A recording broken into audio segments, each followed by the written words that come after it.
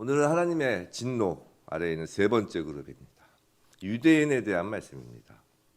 2장 17절부터 3장 8절까지예요. 원래 유대인의 그룹에 대한 말씀이 3장 8절까지인데 오늘은 29절까지만 보겠습니다.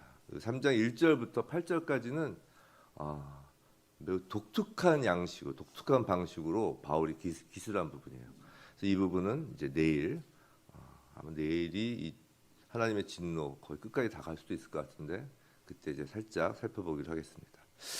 바울은 지금까지 하나님의 진노를 피할 자가 없다는 것을 매우 논리적이면서도 아주 치밀하게 증명했습니다. 아주 켜 썰듯이 이렇게 증명했죠. 모두가 불경건, 불의, 타인을 판단 정죄하는 사람이라는 거죠. 여기까지 했으면 그래 나도 죄인이다 라고 할 텐데 여전히 난 아니야. 난 그럴 리가 없어. 그럴 수가 없어. 라는 사람들이 있었으니 17절에 유대인이라 불리는 너희들이라는 겁니다. 오늘 본문은 분명히 그 수신자가 유대인입니다. 지금까지 말씀이 좀 어려웠고 또 오늘 말씀도 그렇게 어렵지 않아요. 사실. 그리고 오늘 좀 편안한 마음으로 좀 후다닥 본문 말씀을 좀 전해도 될 것 같습니다. 또 여기 유대인이신 분들은 안 계시니까 저는 이제 좀 편한 마음으로 단 본문 중에 우리와 연관되는 것을 좀 중요한 부분은 좀 강조해서 전하도록 하겠습니다. 그럼 유대인들이 그럼 왜 우린 아니야? 바울이 지금껏 말한 불경건, 불의, 남을 판단하는 자를 향한 하나님의 그 진노 앞에서 자신 있게 우린 아니야 라고 말할 수 있었을까요? 뭘 믿고 그렇게 자신하는 걸까요? 그건 자신들이 하나님께로부터 선택된 백성이라는 겁니다. 그리고 그 근거로 하나님께로부터 율법을 받았고 또 언약의 징표로서 할례를 받은 민족이라는 거죠. 그 율법과 할례는 유대인들의 매우 큰 자랑인 거예요. 그들의 정체성인 거죠. 그래서 바울은 율법과 할례에도 불구하고 유대인 너희들이 하나님의 진노 아래 있다는 것을 오늘 본문에서 말하고자 하는 겁니다. 먼저 유대인들의 자부심을 바울은 쭉 열거합니다. 본문을 보시죠. 17절 율법을 의지하며 하나님을 자랑합니다.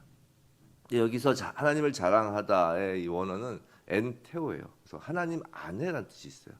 즉 하나님 안에 있음을 자랑하는 거예요. 우리나라 말 형성이 좀 이상한 거죠. 영어 성경은 하나님과 관계에 대해서 자랑한다고 합니다. 이게 적절한 버전인 것 같아요. 영어 성경이죠. 18절 유대인은 율법의 교훈을 받아 하나님의 뜻을 알고 지극히 선한 것을 분간한다고 합니다. 유대인들은 아시다시피 어릴 때부터 토라 즉 율법을 배우고 외우죠. 신명기 4장 6절에 이런 말이 있어요. 그래서 여러 민족 앞에서 너희의 지혜요 너희의 지식이라. 그들이 이 모든 규례를 듣고 이르기를 이 큰 나라 사람은 과연 지혜와 지식 있는 백성이로다 하리라. 너희가 이렇게 칭찬을 들을 거라는 거예요. 그런 것처럼 지금도 유대인들은 사실 지혜로운 민족으로 여겨지기도 하죠. 19절 20절 본문엔 유대인들은 율법을 받아 익힌 자들이기에 율법을 모르는 맹인, 어둠, 어리석은 자, 어린아이 같은 이방인들의 인도자, 교사, 선생이라고 스스로 자부심을 갖는다는 거예요. 스스로 믿는다는 겁니다. 스스로 믿는다. 소위 자기 과신이 있다는 거죠. 본문에서 어려운 것은 사실 없습니다. 또 21절부터 24절. 근데 그렇게 다른 사람을 가르친다는 너희가 그 가르침대로 전혀 행하지 않으니 하나님을 욕되게 하고 있다는 거죠. 이방인 때문이 아니라 너희 때문에 이방인 사이에서도 하나님의 이름이 모독을 받는다는 겁니다. 그리고 행하지 않는 그 예를 바울은 21절, 22절에서 쭉 열거를 하죠. 구체적으로 무엇을 훔치고 또 누가 간음하였는지 그 구체적 내용은 기록이 안 돼서 모르지만 당시 실제로 유대인들이 벌이고 있는 잘못을 바울은 너무도 잘 알고 있는 겁니다. 바울도 한때 유대인 가운데서도 유대인, 그중 사회 최상층이었던 자니까 그 유대인 사회의 어두운 면을 잘 알고 있었을 거라고요. 그리고 이제 바울은 율법을 통해 이제 할례의 문제로 또 자연스럽게 주제를 옮깁니다. 여기서도 별로 어려울 건 없어요. 25절, 26절. 율법을 행하면 할례가 유익하나? 율법을 범하면 내 할례는 무할례. 무할례자가 율법의 규례를 지키면 그 무할례를 할례와 같이 여길 것이 아니냐. 이거 한마디로 도식화하면 할례에서 순종을 빼면 무할례이고 이코르 무할례이고 무할례 플러스 순종하면 이코르 할례는 아니고 여기 있죠? 이코르의 점점 위아래 있는 거 그냥 할례와 같이 여길 것이다라는 거죠. 본문 자체가 이해하기 어려운 건 없습니다. 근데 사실 우리가 유대인이 아니니까 이렇게 본문 구절을 쭉 읽어나가면서 당연하다 뭐 이렇게 쉽게 넘어가지만, 근데 유대인이 지금 이 말씀을 들으면 매 구절 엄청난 충격이 연속인 거예요. 지금까지 그동안 자신들이 갖고 있는 그 정체성을 뿌리채 흔들고 있는 거니까요. 자, 27절. 27절 넘어가면 이제 유대인들은 완전히 멘붕에 빠지는 겁니다. 늘 유대인 자신들이 이방인을 정죄하는 쪽에 서 있었는데 이방인들을 개라고 불렀잖아요. 그 개 취급했는데 그 개 취급하던 그 무할례자, 즉 이방인들이 자신들을 정죄한다는 거예요. 그리고 28절, 율법을 지키지 않는 너희 같은 유대인은 표면적 유대인, 즉 가짜 유대인이고 그 할례는 가짜 할례라는 겁니다. 그러면서 29절, 참된 유대인을 바울이 재정의합니다. 그 첫째는 29절 보세요. 참된 유대인이란 이면적 유대인이라는 거예요. 즉 외적이고 눈에 보이는 어떤 것이 아니라 내적이고 눈에 보이지 않는 거라는 거죠. 그래서 둘째, 참된 할례라는 건 육체 행하는 할례가 아니라 마음에 행하는 할례라는 겁니다. 그리고 셋째, 참된 유대인은 율법이 아니라 성령에 의하여 나타나며, 마지막 넷째, 인간의 인정이 아니라 하나님의 인정을 받는 자라는 겁니다. 다시 말씀드리지만 지금 바울은 유대인에 대하여 쓰고 있는 거예요. 그래서 유대인을 지금까지 봤던 29절까지의 본문을 유대인을 그대로 그리스도인으로 대체하면 물론 그게 가능한 구절들도 있어요. 근데 어떤 건 되게 이상해지는 구절들도 있어요. 그저 본문에서 말하고자 하는 그 바울의 메시지, 율법대로 행하여야 된다, 순종이 중요하다, 말씀대로 행해야 된다, 형식이 아니라 내용이 중요하다, 그리스도인들도 유대인처럼 형식에 빠질 수 있고 신앙이 아니라 종교인이 될 수 있으니 주의하라와 같은 어떤 반면교생으로서의 가르침으로 받으면 될 것이에요. 이걸 일일이 유대인을 그리스도인으로 다 바꾸자고 하면 이 성경 본문의 취지, 본래 메시지 취지가 이상하게 흐를 수도 있는 거예요. 근데 할례에 대해서는 그 본래 의미를 한번 살펴보았으면 합니다. 오늘은 좀 편하게 좀 이렇게 들으셔도 된다고 그랬죠. 이건 우리에게 이 할례는 나름 의미가 있기 때문이에요. 사실 이건 창세기 성경 공부 시간에 한번 다룬 말씀이에요. 근데 혹 못 들으신 분들도 계시고 또 들으신 분들도 아마 기억이 이제 저편으로 이제 가 계신 분들이 계실 테니까 말씀을 다시 한번 이것도 나눌까 합니다. 할례가 나온 김에 어제까지 어려운 부분이 다 끝났잖아요. 그래서 이제 좀 오늘 좀 쉬운 이제 말씀이고 해석도 이 말씀도 좀 쉽게 이렇게 들으실 수 있을 것 같아서 이걸 전하고자 합니다. 할례는 우리한테 의미가 있어요. 할례는 누구부터 시작을 했나 아시다시피 아브라함부터 시작했죠. 언약의 징표로 할례를 하라고 하십니다. 그럼 이제 언약을 먼저 살펴봐야 돼요. 그 하나님은 아브라함이 갈대아 우르를 떠나서 하란에서 민기적거릴 때 나타나세요. 하란에서 그냥 가기 싫어가지고 그 아버지가 돌아가셨는데 하란에서 그런데도 가기 싫어서 민기적거릴 때 나타나셔서 말씀을 하세요. 그게 창세기 12장입니다. 12장 1절부터 3절이에요. 혹시 뭐 찾아보시면서 봐도 돼요. 다 아시는 얘기니까 안 찾아보셔도 되는데 하란에서 주신 말씀이에요. 이게 여호와께서 아브라함에게 이르시되 너는 너의 고향 친척과 아비의 집을 떠나 내가 내게 보여줄 땅으로 가라. 이거 하란에서 하신 얘기예요. 이거는 내가 너로 큰 민족을 이루고 내게 복을 주어 내 이름을 창대하게 하리니 너는 복이 될지라. 너를 축복하는 자에게는 내가 복을 내리고 너를 저주하는 자에게는 내가 저주하리니 땅의 모든 족속이 너로 말미암아 복을 얻을 것이라 하시니라 라고 말씀을 하시고, 그 말을 들은 아브라함이 그제야 무거운 몸을 일으켜 하란을 떠난다고 성경 기록으로 나와요. 4절에 바로 롯하고 이제 같이 떠난다고, 하란에서 떠난다고 나와요. 그래서 가나안으로 그제야 들어갑니다. 근데 여기 12장, 이게 12장에서 주신 하나님의 그 약속이신데 이 12장 어디서도 성경에 언약이라는 단어가 안 나와요. 이게 하나님의 약속 선언이기는 하지만 그러나 아직 언약이라고 하지 않으신다고요. 무언가 아브라함에게 뭐가 생길 때까지 그 언약이라는 단어를 아껴두세요. 하나님이. 언약이란 말은 15장에 나와요. 잘 아시는 장면이에요. 이제 하나님이 아브라함 손을 이렇게 잡고 가나안 땅에 있는 아브라함 손을 잡고 밖으로 나가서 이제 하늘의 뭇별을 보고 내 자손이 이와 같으리라라고 하십니다. 15장 5절에. 근데 그 다음 절에 놀라운 말씀이 나와요. 아브라함을 하나님이 인정하시는 말씀이 나와요. 아브라함이 여호와를 믿으니 여호와께서 이를 그의 의로 여기시고, 이게 창세기 15장 6절에 나오는 말이에요. 여기에 믿음이 나오는 거예요. 성도 여러분, 이게 성경에서 믿음이라는 단어가 최초로 등장하는 장면이에요. 15장 6절 이 장면이. 그리고 하나님께서 이를 그의 의로 여기신다고 해요. 칭의, 믿음으로 의롭게 여겨진다. 이 말을 바울이 처음 한 말이 아니에요. 지금 들으시잖아요. 아브라함이 여호와를 믿으니 여호와께서 이를 그의 의로 여기시고. 이미 벌써부터 하나님이 하신 말씀이라고요. 이 언약의 상대방으로서 아브라함에게 이 믿음이 보인 거예요. 그 사이에 여러 일들이 있었죠. 아브라함에게. 가나안 땅에 들어가 놓고 흉년 들으니까 뒤도 안 돌아보고 애국으로 갔다가 또 하나님이 또 거기서 또 건져주시죠. 그 다음에 또 롯이 잡혀가는 것을 그 쫓아가서 전쟁해가지고 와서 멜기세덱 만나서 이렇게 한 거 있죠. 그 믿음을 이렇게 그때 말씀드린 것처럼 하나님이 계속 하나님이 아브라함을 이렇게 믿음을 키워가시는 거예요. 그리고 이제 보인 거예요. 사람 사이의 계약도 갓난아기 하고 계약하는 경우는 없어요. 그죠? 그럼 무효예요. 하나님의 언약도 상대가 어느 정도 좀 돼야 하는 거라고요. 그것이 믿음이에요. 그래서 그날 밤 언약식을 맺습니다. 잘 아시는 바와 같이 짐승들을 반으로 쪼개고 그 사이를 이제 타는 횃불, 하나님이 지나가시죠. 뭐 그 의미는 아시죠.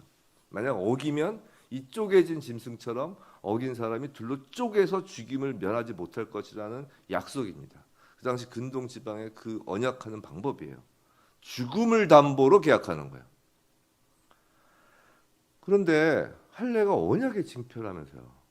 그럼 이때 이 15장 여기서 할례를 제정하면 그게 더 어울릴 것 같지 않아요? 그렇잖아요. 하나님이 하늘의 뭇별도 보여주셨고 아브라함한테 믿음도 보셨고 횃불로 쪼개진 고기 사이로 지나가시는데 이때 할례, 자, 넌 이제 할례 제정해라. 이게 언약의 징표다. 너의 몸에. 이러면 될 텐데 그러지 않으세요. 그런 말씀이 전혀 없습니다. 할례는 15장이 아니라 16장을 건너뛰고 17장에서야 나와요. 근데 그 사이에 그럼 무슨 일이 있었을까요? 이 언약식을 하고서도 10년 가까이 세월이 지났지만 사라에게 아이가 없습니다. 사라가 아브라함에게 그래서 하갈을 통하여 대를 잇자고 하죠. 그 장면이 중간에 16장에 나오는 거예요. 뭐 아브라함은 그 사라의 그 말에 짐짓 못 이기는 척하면서 하갈과 동침하여 이스마엘을 낳습니다. 근데 그때로부터 13년 동안 성경에 나와요. 그 연수는 13년 동안 하나님이 아브라함에게 나타나지 않으시는 거예요. 아무 말씀이 없으시는 거예요. 침묵하시는 거예요. 내버려 두고 계신 거라고요. 내버려 두시했죠. 화가 많이 나신 거예요. 13년 만에 그리고 하나님은 아브라함에게 나타나십니다. 결국. 그 첫 말씀이 이거예요. 잘 있었니가 아니에요. 첫 말씀이 오랜만이다 보고 싶었다가 아니에요. 첫 말씀이 17장 1절이에요. 창세기. 아브라함에게 나타나서 아브라함이 이때 99세가 됐어요. 아브라함에게 나타나서 그에게 이르시되 나는 전능한 하나님이라. 이게 첫 말씀이에요. 너는 내 앞에서 행하여 완전하라. 이건 지금 엄청 꾸짖으시는 말씀이에요. 넌 전능한 나를 믿지 않았어. 난 전능한 하나님이다. 너는 내 앞에서 행하여 완전하다. 이놈아 제대로 해. 야단치는 거예요. 그리고 말로만 그치는 것이 아니라 이때 할례를 명하십니다. 할례가 무엇인지는 다 아시죠. 남자의 생식기 그 맨 끝부분을 자르는 거예요. 포피를 잘라내는 거죠. 끝부분. 근데 왜 굳이 이런 방법을 할까요? 이상하지 않으셨어요? 저는 성경을 보면서 이게 항상 이상했어요. 이 새끼손가락에 해도 되잖아요. 살짝 잘라도 되잖아요. 아니면 요 귓볼, 여기 이렇게 뭔가를 몸에 남기고자 하면 이런 데도 하면 될 텐데 다른 부위도 많을 거라고요. 언약의 징표로서 남긴다고 하면. 또 이상하다고 그 이상한 게 또 오히려 눈에 잘 띄는 부위로 하면 징표가 더 잘 드러나잖아요. 귓불 같은 거 늘 보이잖아요, 이런데. 근데 할 일 안 보인다고요. 늘 보이는 데가 아니잖아요. 왜 그랬을까? 왜 남자의 생식기 맨 끝부분을 자를 것인가? 이건 넌 이미 죽은 거야 라는 거예요. 아브라함이 이스마엘을 낳은 것은 15장 있었던 그 언약을 어긴 것이고 그 언약대로 넌 죽어야 마땅하다는 거예요. 남자의 생식기는 자손의 번성이 시작되는, 이 생명이 시작되는 최초의 관문이라는 상징성을 갖는 거예요.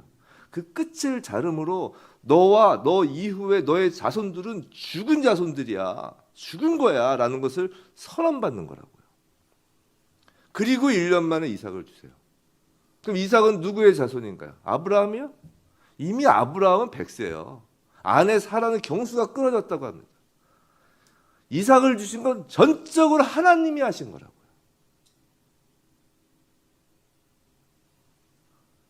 그래서 이삭이 예수님을 예표한다고 하잖아요. 본 말씀이 제가 한 거야. 여러분, 왜 여호와께서 아브라함의 하나님, 이삭의 하나님, 야곱의 하나님, 요셉의 하나님 없어요? 응? 왜 이 아브라함, 이삭, 야곱이라고 하는지 아세요? 이삭이 예수님을 예표해요. 이건 그냥 나중에 얘기할 때 이게 성부, 성자, 성령이에요. 언약의 자손이랍니다. 전적으로 언약의 자손인 거예요. 언약의 자손은 모두 할례를 하도록 합니다. 죽어야 될 몸이라는 거예요. 그 상징을 몸에 지니고 있으라는 겁니다. 그것이 언약식의 내용이에요. 언약의 징표는 너희가 잘났다, 언약받은 잘난 민족이다가 아니라 너희는 언약을 어겨서 죽어야 될 운명이었던 사람들이다 라는 하나님의 언약의 엄중함을 보여주는 것이 할례였다고요. 할례라고요. 할례는 언약식의 내용으로서 어기면 죽는다는 죽음의 상징이었어요. 근데 그 상징으로 그치는 것이 아니라 실제로 죽는 사건이 벌어진 거예요. 누가요? 예수님이 죽으신 거예요. 십자가에서 육신으로는 아브라함의 후손, 본질로는 하나님의 아들, 하나님 그분이 그 언약의 성취를 위해 할례, 장사함을 손수 이루어 주신 겁니다. 이것이 그리스도의 할례예요. 골로새서 2장 11절 12절이에요. 골로새서 2장 11절 12절. 또 제가 읽어드릴게요. 또 그 안에서, 예수 그리스도 아닙니다. 그 안에서라는 거. 예수 그리스도 안에서 너희가 손으로 하지 아니한 할례를 받았으니 곧 육의 몸을 벗는 것이요 그리스도의 할례니라. 너희가 세례로 그리스도와 함께 장사되고 또 죽은 자들 가운데서 그를 일으키신 하나님의 역사를 믿음으로 말미암아 그 안에서 함께 일으키심을 받았느니라. 우리가 세례를 받는다는 것은 우린 그리스도와 함께 죽었다라는 거예요. 먼저 죽어야 하는 거예요. 이제 유대인의 할례는 예수님의 십자가 그리스도의 할례로 말미암아 종지부를 찍은 겁니다. 그래서 예레미야 4장 4절에서도 예레미야는 유대 사람들한테 쓴 것가 아니에요. 그 당시 사람한테. 예레미야 4장 4절에서도 마음의 가죽을 매라고 해요. 육의 할례가 아니라는 거예요. 이제 할례가 세례로 대체되었다는 걸 지금 얘기하는 게 아니라 할례의 진정한 의미가 십자가에서 모두 드러났다라는 거예요. 그럼 세례 한번 받으면 만사 오케이인가요? 아니라는 거예요. 바울 사도가 그러잖아요. 나는 날마다 죽노라라고요. 우리가 성경 지식을 많이 알고 세례받은 세례 교인인 것이 자랑이고 그것으로 하나님의 진노를 피할 수 있다고 생각한다면, 그렇게 스스로 믿는다면, 자기 과신 그런 게 있다면 율법 할례를 자랑하던 그 유대인과 다를 것이 없다는 거예요. 죽어야 그리스도와 함께 일으키심을 받는 겁니다. 세례식은 한 번이지만 세례 때의 고백은 우리의 매일의 고백이어야 하는 거예요. 내가 죽고 그리스도와 함께 산다는 그 고백, 그 삶이 바로 우리의 지워지지 않는 마음의 할례인 거예요. 아브라함이 아직 펄펄 살았을 그땐 이스마엘을 낳았어요. 할례를 통해 하나님이 아브라함에게 넌 죽은 거야 라고 선언하신 거예요. 하나님이 넌 죽었다 하면 그건 진짜 죽는 거예요. 그 말씀만으로 죽은 목숨이라고요, 이미. 그렇게 아브라함이 죽은 후에야 이삭이 주어진 겁니다. 내가 살면 이스마엘이에요. 내가 죽어야 이삭입니다. 성도 여러분, 내가 날마다 죽노라 라고 고백한 이 바울은 정말로 하나님 나라의 원리를 깨달은 거예요. 그리고 제일 좋은 열매를 매일 풍성하게 누리고자 하는 사실은 욕심쟁인 거예요. 가장 좋은 것이 무엇인지 안 겁니다, 바울은. 진짜 생명이 무엇인지 안 거예요. 자신이 죽는 것이 가장 좋은 것임을 안 겁니다. 죽어야 사는 것을 아는 거예요. 죽는 것이 축복임을 바울은 정확히 안 겁니다. 그래서 매일 죽는 거예요. 부디 날마다 죽어. 날마다 하나님의 풍성한 은혜, 가장 좋은 것을 누리는 저와 여러분의 그 오늘, 그리고 내일, 또 매일 이기를 주님의 이름으로 축원합니다.